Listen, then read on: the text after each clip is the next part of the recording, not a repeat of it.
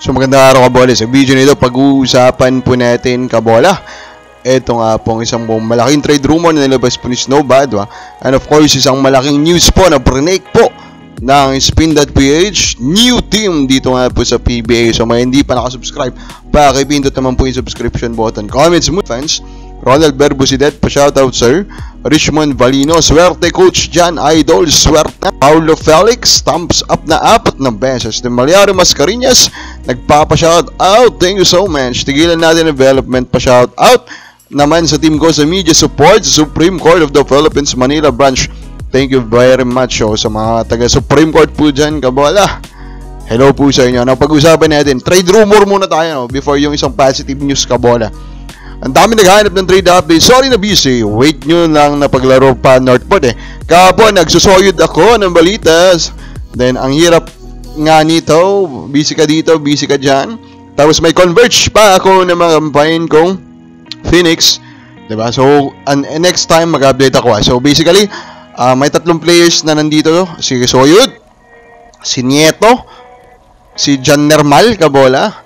And then, tapos Converge, Phoenix, and NLEX naman po, kabola, yung mga teams po na nandito. So, is he referring, kabola, sa isang 3-team deal between these 3 teams, kabola? Yan yung malaking katanungan ngayon, di ba? Kabola, so NLEX will trade Soyud. Si Nieto kasi, kabola, may Nieto both ang Converge at saka NLEX. Pero knowing yung setup nito, baka sa Nieto po ito, kabola, ng NLEX. Then Gendermal, of course, NLEX din. So, saan sila papunta? Yan yung tanong ngayon, kabola. Sino ang target na makuha ng Converge? Yan yung mga questions ngayon. Sino ang target na makuha po ng Phoenix, kabola?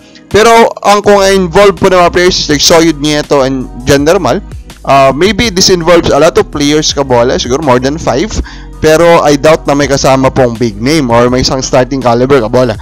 Pero, pwede rin, no? Sa Phoenix side siguro, kabola. So, tignan natin. Pero, what we hope really is kung matuloy man tong trade that it will be a fair exchange, kabola, di ba? Now, will Phoenix trade one of their big names, di ba? Kasi of course, malami po sa mga big names nila ang nasa trade rumor, like Tyler Teo, Jason Perkins, even Rishi Rivero, kabola. Now, dito na tayo sa positive news. No? Star Horse nga po, kabola.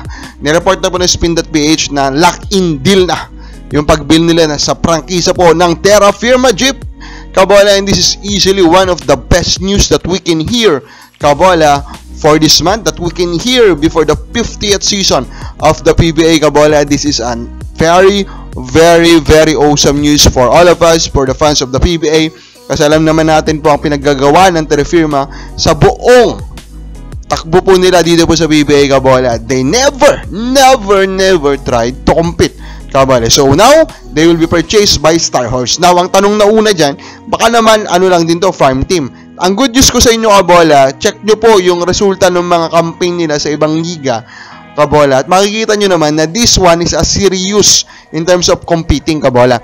Now, Terra Firma, yung pass nila before entering PBA, walang ganon. So, dun pa lang, kabola, makikita mo na yung differences. Other than that, yung Star Horse po, kabola, kumbaga, talagang kailangan nilang mag-market. Diba? Kasi nasa transport business po sila.